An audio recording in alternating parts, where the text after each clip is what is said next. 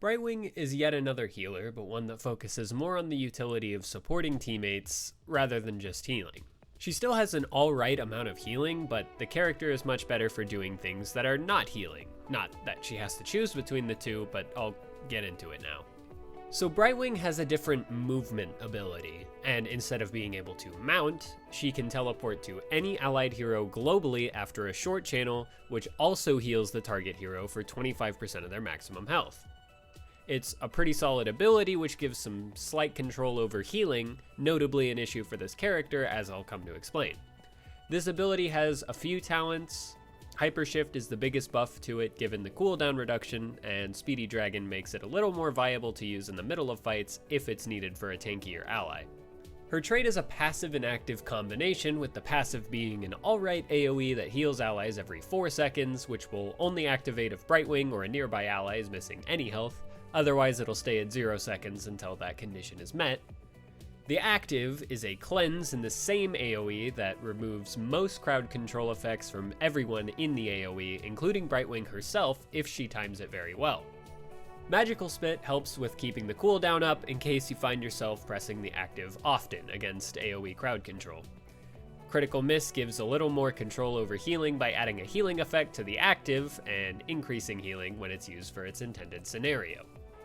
And I'm hearing what you're saying. Isn't Lucio in this game? Why is there another healer that passively heals in an AoE around them? So Brightwing's Q...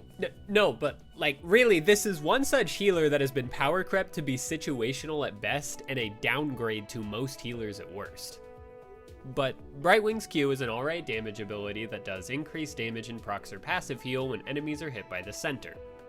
It's kinda negligible as a basic ability which helps opponents ignore it, and proc the passive heal way more often in fights.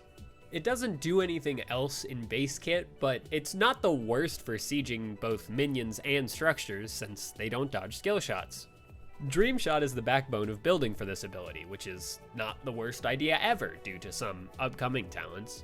Sticky Flare adds a slow to the ability, and it can be used with her other crowd control to keep a target at least slowed, and Hush adds a silence to the center hit of Q, and then adds a decrease to their damage as well.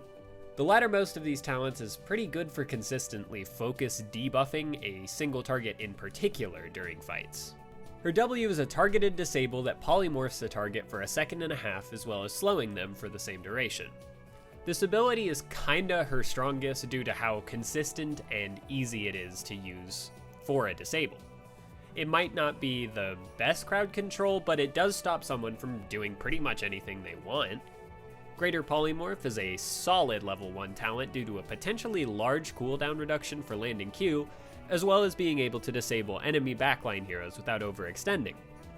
Critterize is also a strong talent due to on-demand armor reduction as long as your teammates are willing to focus on a single target. Brightwing's E is a targeted buff for an allied hero, granting them spell armor and movement speed for a somewhat short duration. It's alright for helping teammates position, but there are not many sources of armor for damage carries, so it's best used as a reaction to the opposing spellcaster's abilities.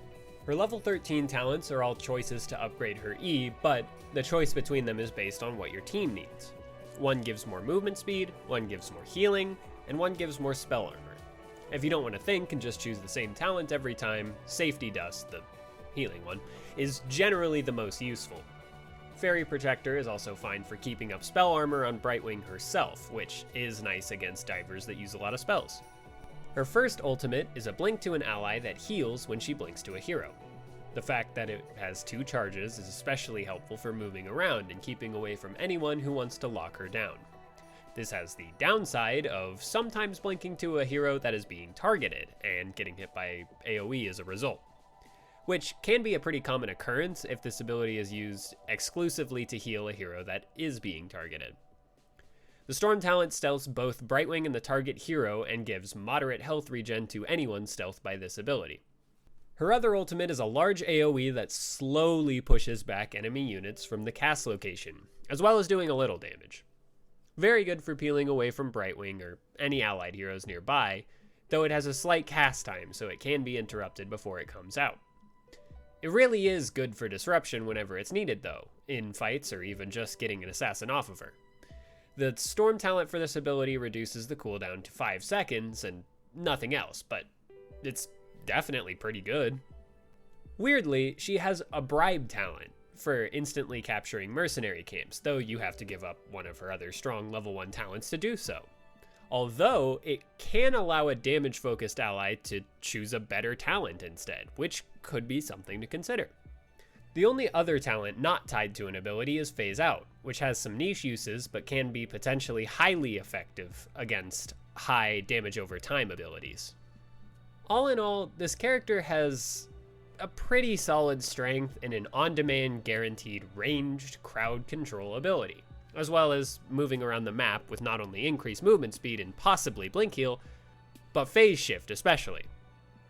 But the lack of consistent healing and on targets intended to be healed can definitely be a major downside, especially when you consider how much moving and displacing goes on during teamfights.